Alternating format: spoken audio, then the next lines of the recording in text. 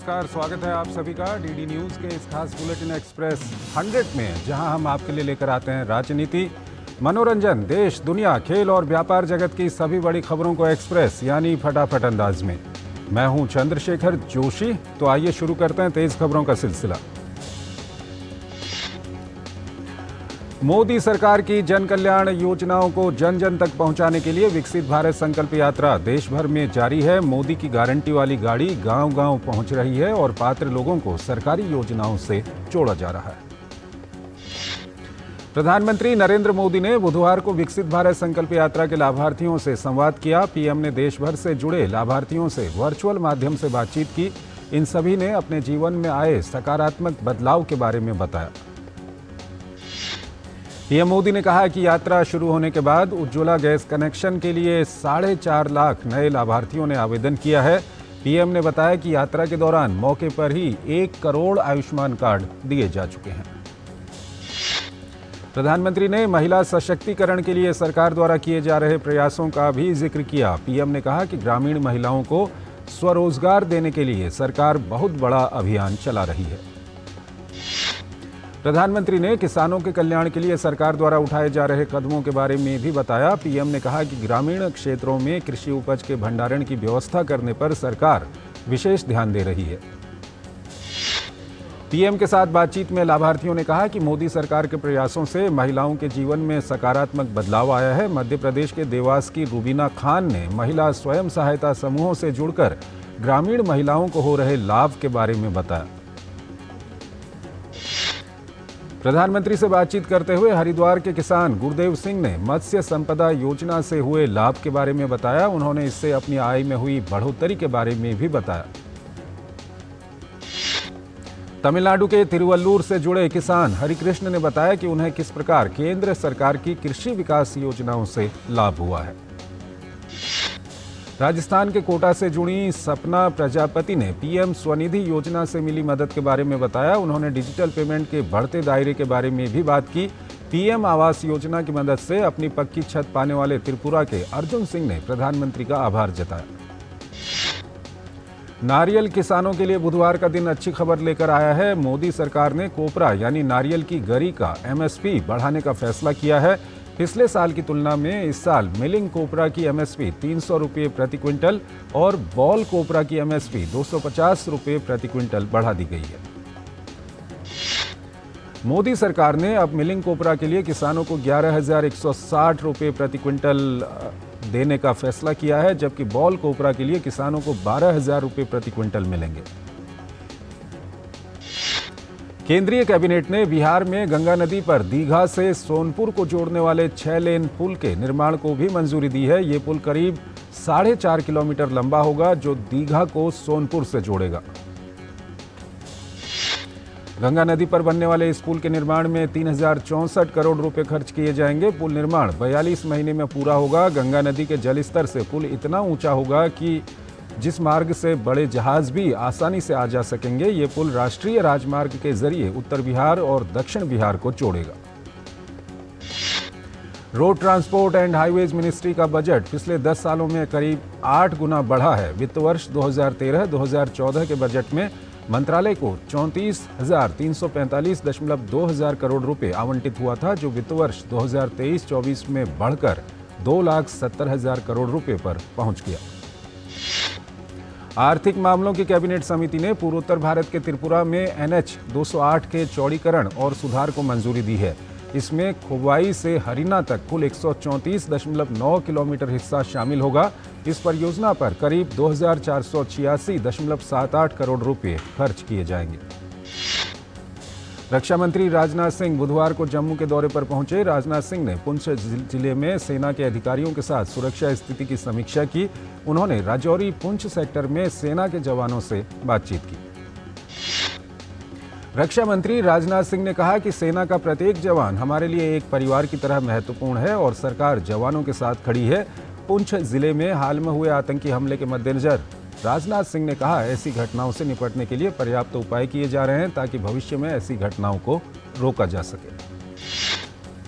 रक्षा मंत्री राजनाथ सिंह जम्मू पहुंचते ही उपराज्यपाल मनोज सिन्हा के साथ राजौरी पुंछ सेक्टर में जमीनी हालात का मुआयना करने पहुंचे। रक्षा मंत्री ने सैनिकों की बहादुरी की सराहना करते हुए कहा कि आतंकवादियों के सफाई के साथ देशवासियों का दिल जीतना जैसा बड़ा उद्देश्य साथ होना चाहिए। रक्षा मंत्री राजनाथ सिंह और जम्मू कश्मीर के उपराज्यपाल मनोज सिन्हा ने अस्पताल जाकर घायल लोगों से मुलाकात की। सेना प्रमुख जनरल मनोज पांडे ने पुंछ का दौरा किया था और वो डेरा की गली में उस स्थान पर भी गए थे जहां आतंकी हमले में 4 बहादुर जवान शहीद हो गए थे और 2 अन्य घायल हो गए थे। गृह मंत्रालय ने राष्ट्र विरोधी और अलगाववादी गतिविधियों में शामिल आरोपों के चलते मुस्लिम लीग जम्मू कश्मीर मसरत आलम गुट को यूएपीए के अंतर्गत गैर कानूनी संस्था घोषित कर दिया है। गृह मंत्री अमित शाह ने कहा कि ये आतंकवादी गतिविधियों का समर्थन करते हैं और लोगों को जम्मू कश्मीर में इस्लामी शासन स्थापित करने के लिए उकसाते हैं। शाह ने कहा कि प्रधानमंत्री नरेंद्र मोदी सरकार का संदेश स्पष्ट है कि राष्ट्र की एकता, संप्रभुता और अखंडता के खिलाफ काम करने वाले किसी भी व्यक्ति को छोड़ा नहीं जाएगा और उसे कानून का सामना करना पड़ेगा। अब प्रधानमंत्री नरेंद्र मोदी की लोकप्रियता ने एक और मिसाल कायम की है। नरेंद्र मोदी यूट्यूब चैनल ने 2 करोड़ सब्सक्राइबर को पार कर लिया है। प्रधानमंत्री नरेंद्र मोदी एकमात्र विश्व नेता हैं जिन्होंने अपने निजी यूट्यूब चैनल पर 2 करोड़ सब्सक्राइबर होने का मुकाम हासिल किया है। 450 करोड़ वीडियो व्यूज के साथ Narendra Modi channel subscribers, video views और राजनीतिक नेताओं के यूट्यूब पर पोस्ट किए जाने वाले वीडियो की गुणवत्ता के मामले में सबसे आगे है। मॉर्निंग कंसल्ट जैसे कई वैश्विक सर्वेक्षणों ने प्रधानमंत्री नरेंद्र मोदी को 75% से अधिक अप्रूवल रेटिंग के साथ सबसे लोकप्रिय वैश्विक नेता माना है, जो दूसरे विश्व नेताओं से कहीं ऊपर है। पीएम मोदी की लोकप्रियता का जलवा सिर्फ यूट्यूब पर ही नहीं है, वो 8.3 करोड़ फॉलोअर्स के साथ इंस्टाग्राम पर सर्वाधिक फॉलो किए जाने वाले वैश्विक नेता हैं। पीएम मोदी एक्स पर 9.4 करोड़ से ज्यादा फॉलोअर्स के साथ सर्वाधिक फॉलो किए जाने वाले नेता हैं और 4.8 करोड़ प्लस फॉलोअर्स के साथ फेसबुक पर सर्वाधिक लोकप्रिय वैश्विक नेता बने हुए हैं। उनके 1.26 करोड़ व्हाट्सएप चैनल फॉलोअर्स हैं। रूस दौरे पर गए विदेश मंत्री डॉक्टर एस जयशंकर ने मॉस्को में अपने रूसी समकक्ष सर्गेई लावरोव से मुलाकात की। दोनों देशों ने द्विपक्षीय बैठक में शिरकत की। बैठक में विदेश मंत्री एस जयशंकर ने कहा कि दोनों देशों के संबंध काफी मजबूत हैं। उन्होंने बताया कि बैठक के दौरान द्विपक्षीय के साथ साथ कई वैश्विक मुद्दों पर भी चर्चा हुई।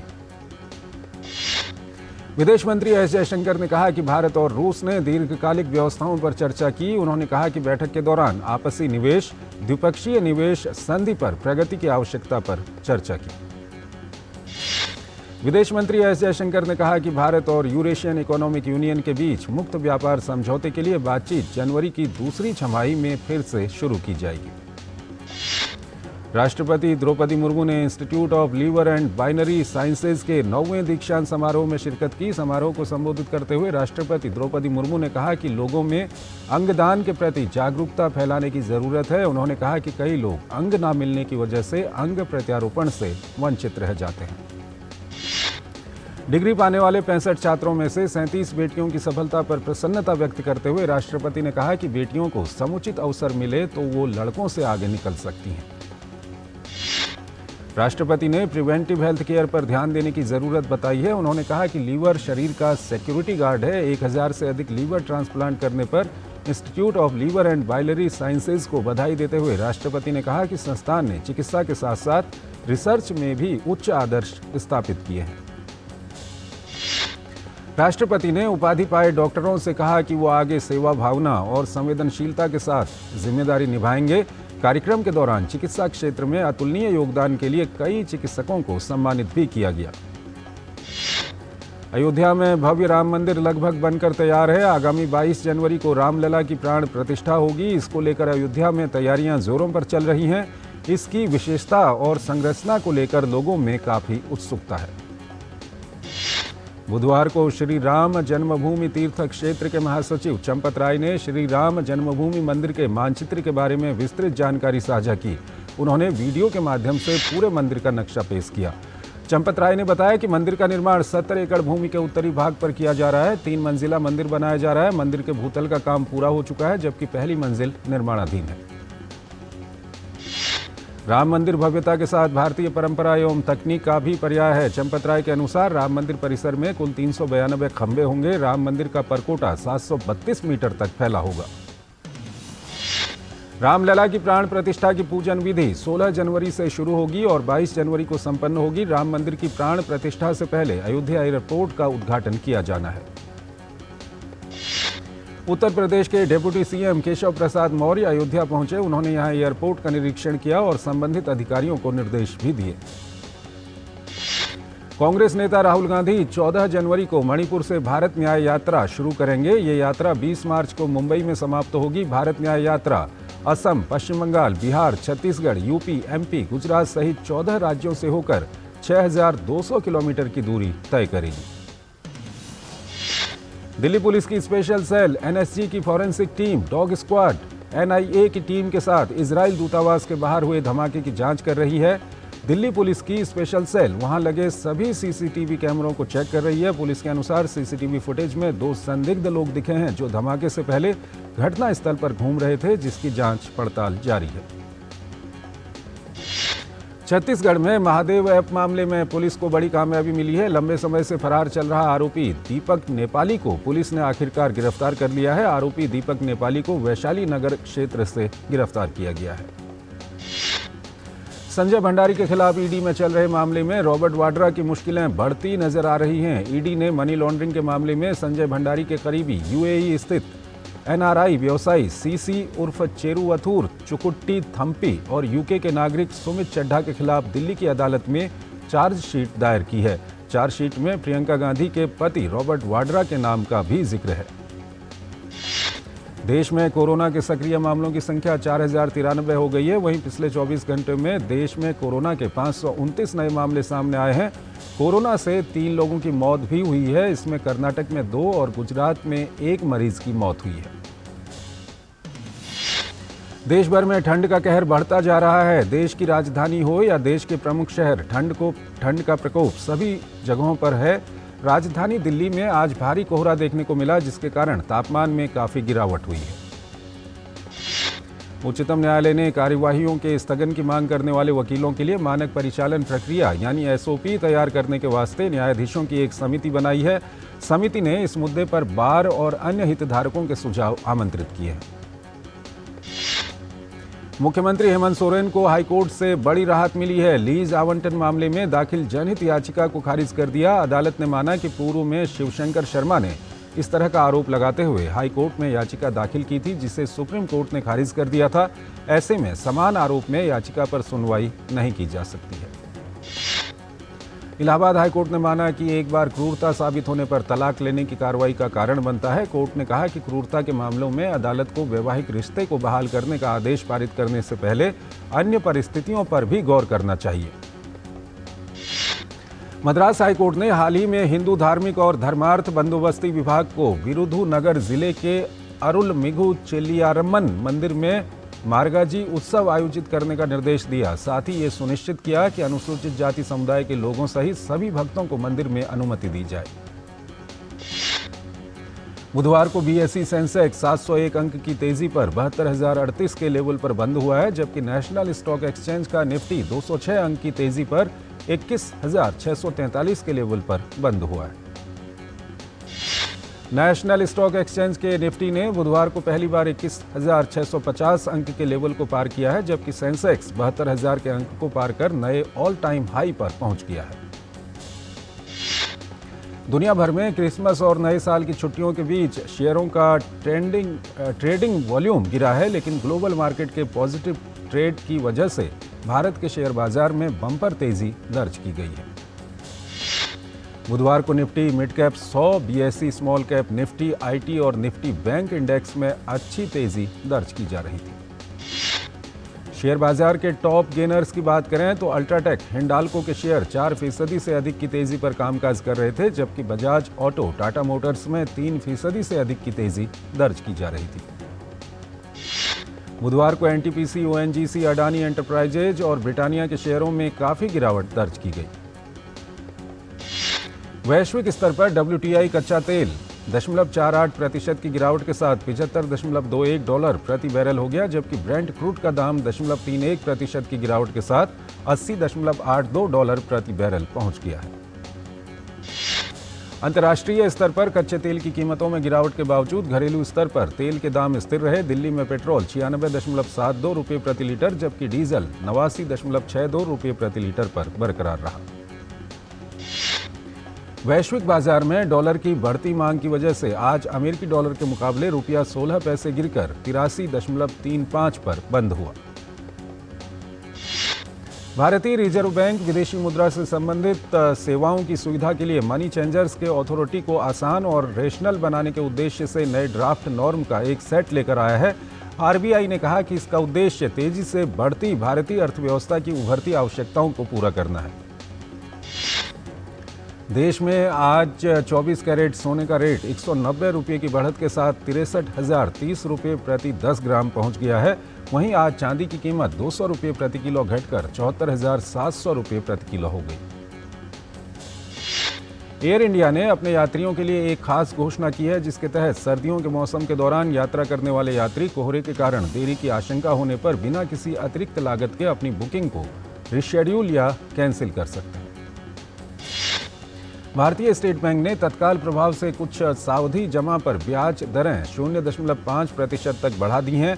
बैंक ने 7 दिन से 45 दिन के बीच मैच्योर होने वाले जमा पर ब्याज दर 3% से बढ़ाकर 3.50% कर दी है, जबकि 46 दिन से 179 दिन की अवधि के लिए 4.50% से बढ़ाकर 4.75% कर दी है।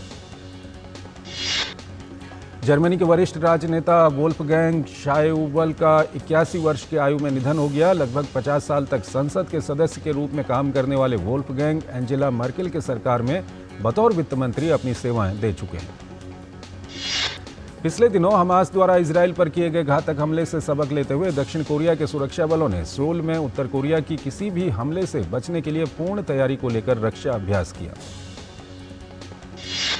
उत्तर कोरिया के राष्ट्रपति किम जोंग सत्तारूढ़ वर्कर्स पार्टी की बैठक में शामिल हुए। बैठक के दौरान वर्ष 2024 में देश की नीतियों को लेकर चर्चा की गई। दक्षिणी यूक्रेनी शहर खेरसोन के एक रेलवे स्टेशन पर हुए बमबारी में एक पुलिसकर्मी की मौत हो गई, जबकि 4 लोग घायल हो गए। यूक्रेन ने इस हमले का आरोप रूसी सैन्य बलों पर लगाया है। रेलवे स्टेशन पर हुए हमले के बाद यूक्रेन के गृह मंत्री ने कहा कि खेरसोन को रूस से मुक्त करा लेने के बाद से ही रूसी सैन्य बल शहर को निशाना बनाते हुए हमला कर रहे हैं। इन हमलों से सबसे ज्यादा आम नागरिकों को परेशानी हो रही है। रूसी सैन्य बलों द्वारा किए गए ड्रोन हमले में 2 लोगों की मौत हो गई, जबकि कई लोग घायल हो गए। यूक्रेन के ओडेसा क्षेत्र के गवर्नर ने कहा कि रूसी सैन्य बलों ने रिहायशी इलाकों को टारगेट करते हुए हमले को अंजाम दिया। घटना की जानकारी देते हुए यूक्रेनी वायुसेना ने कहा कि उसने जवाबी कार्रवाई में रूस द्वारा इस्तेमाल किए जा रहे 46 ईरानी निर्मित ड्रोनों में से 32 को मार गिराया। इंडोनेशिया के निकल स्मेल्टर में आग लगने के बाद मरने वालों में चीन के 8 कामगार भी शामिल हैं। चीन के विदेश मंत्रालय ने एक बयान में इस बात की पुष्टि की है। बांग्लादेश की राजधानी ढाका में वायु प्रदूषण के कारण पूरे दिन शहर के ऊपर धुंध के बादल छाए रहे। हवा की गुणवत्ता में गिरावट के कारण लोगों को सांस लेने में परेशानियों का सामना करना पड़ा। युद्ध किसी भी समस्या का समाधान नहीं है, इस संदेश को आगे बढ़ाते हुए गाजा में युद्ध के दौरान विस्थापित हुए एक अंग्रेजी शिक्षक तारेक अल नुआइमी स्थानीय विद्यालय में शरण लिए हुए बच्चों को मानवता का संदेश देते हुए विपरीत स्थिति में भी पढ़ने के लिए प्रेरित कर रहे हैं। जापान द्वारा यूक्रेन को पैट्रियट वायु रक्षा प्रणाली सौंपने के फैसले पर रूस ने चेतावनी देते हुए नाराजगी जाहिर की है। रूसी विदेश मंत्रालय की प्रवक्ता मारिया ज़खारोवा ने कहा कि इस कदम का दोनों देशों के संबंधों पर विपरीत असर होगा। अमेरिका द्वारा आर्कटिक LNG 2 परियोजना पर प्रतिबंध की घोषणा के बाद रूस ने इसे बदले की भावना से किया गया कृत्य बताते हुए बाइडेन प्रशासन पर हमला किया है। रूसी विदेश मंत्रालय के प्रवक्ता ने कहा कि अमेरिका का ये कदम वैश्विक ऊर्जा सुरक्षा को कमजोर करने की दिशा में उठाया गया कदम है। रूस वर्ष 2030-2035 तक वैश्विक तरलीकृत प्राकृतिक गैस बाजार में अपनी हिस्सेदारी को 8% से बढ़ाकर 5वें स्थान पर पहुंचाने के लिए LNG 2 परियोजना को महत्वपूर्ण मानता रहा है। अमेरिका के इस फैसले के बाद पुतिन सरकार अमेरिका पर हमलावर है। इजराइल लेबनान सीमा पर हिजबुल्लाह ने नागरिकों को निशाना बनाते हुए कई हमले किए। हालांकि सैन्य बलों ने इजरायली रक्षा के लिए कारगर माने जाने वाले डोम प्रणाली का इस्तेमाल कर रॉकेटों को हवा में ही मार गिराया। हमास और हिजबुल्लाह के साथ दोहरे मोर्चे पर लड़ रही इजरायली सेना ने एक बयान में कहा है कि हिजबुल्लाह द्वारा एक चर्च को निशाना बनाकर किए गए हमले में एक नागरिक समेत 9 सैनिक घायल हो गए। इजरायली सैन्य बलों ने भी जवाबी कार्रवाई में हिजबुल्लाह के ऊपर कई हमले किए। ऑस्ट्रेलिया में क्रिसमस के दिन आए घातक तूफान के कारण 9 लोगों की मौत हो गई, जबकि कई लोग गंभीर रूप से घायल हो गए। तूफान के कारण कई इलाकों में सैकड़ों पेड़ों के सड़क पर गिर जाने और बिजली गुल हो जाने से लोगों का जीवन अस्त व्यस्त हो गया है। ईरान समर्थित हूती विद्रोहियों ने लाल सागर में एक कंटेनर जहाज पर हुए मिसाइल हमले और ड्रोन से इजराइल पर हमले के प्रयास की जिम्मेदारी ली है। दोनों घटनाओं की जिम्मेदारी लेते हुए हूती के प्रवक्ता याह्या सारेया ने एक टेलीविजन संबोधन में कहा कि चालक दल द्वारा चेतावनियों का जवाब देने में विफल रहने के बाद समूह ने जहाज को निशाना बनाया था, जिसकी पहचान उन्होंने MSC यूनाइटेड के रूप में की थी। कुर्द आतंकवादियों द्वारा तुर्की के 12 सैनिकों की हत्या के बाद तुर्की के सैन्य बलों ने जवाबी हमले में कुर्द पर कहर बरपाते हुए इसके 50 से अधिक ठिकानों पर हमला किया। तुर्की संसद की विदेशी मामलों के आयोग ने स्वीडन की नाटो सदस्यता बोली को मंजूरी दे दी है।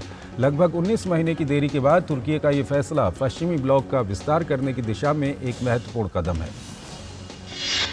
खेल मंत्रालय के निर्देश पर कार्य करते हुए भारतीय ओलंपिक संघ ने भारतीय कुश्ती संघ के कामकाज को देखने के लिए तदर्थ समिति का गठन कर दिया है।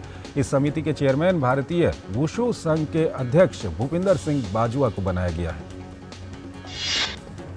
पूर्व हॉकी कप्तान MS सौम्या और पूर्व भारतीय बैडमिंटन खिलाड़ी मंजूषा कंवर को समिति का सदस्य बनाया गया है।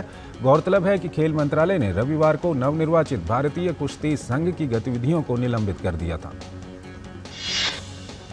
सेंचुरियन में खेले जा रहे पहले टेस्ट के दूसरे दिन का खेल खत्म होने के समय भारत के खिलाफ दक्षिण अफ्रीका ने पहली पारी में 5 विकेट पर 256 रन बना लिए हैं। अफ्रीकी टीम की तरफ से डीन एल्गर ने शानदार शतकीय पारी खेली।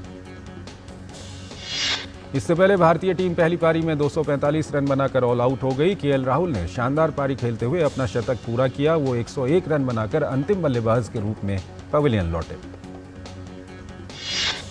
ऑस्ट्रेलिया और पाकिस्तान के बीच 3 मैच की टेस्ट सीरीज का दूसरा मुकाबला मेलबर्न में खेला जा रहा है, जहां इस टेस्ट का दूसरा दिन ऑस्ट्रेलिया के नाम रहा। दूसरे दिन का खेल खत्म होने पर पाकिस्तान ने अपनी पहली पारी में 6 विकेट खोकर 194 रन बना लिए।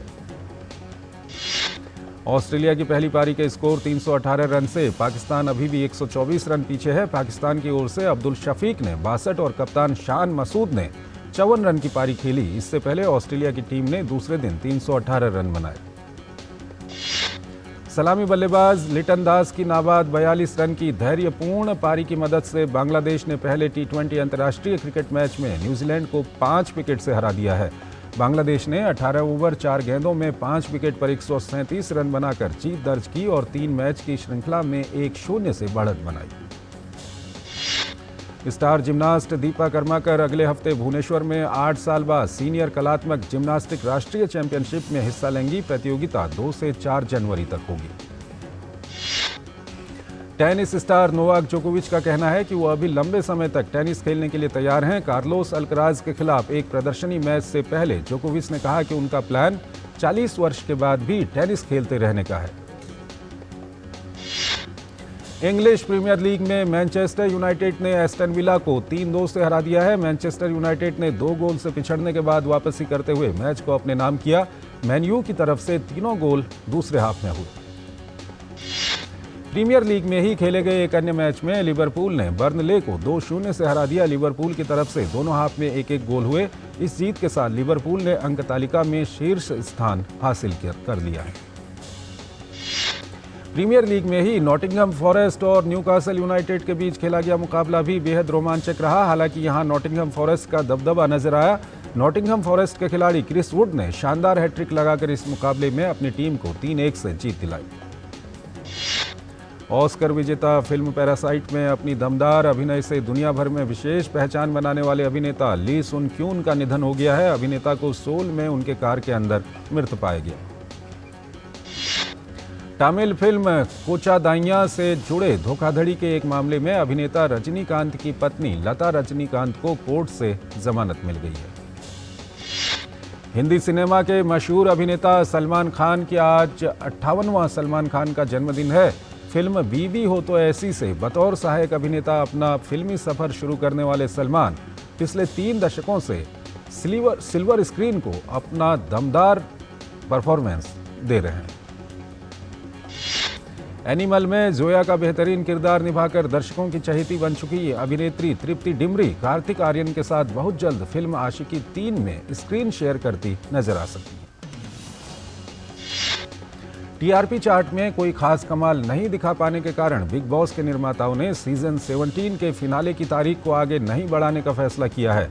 बिग बॉस सीजन 17 का फिनाले 24 जनवरी को होगा।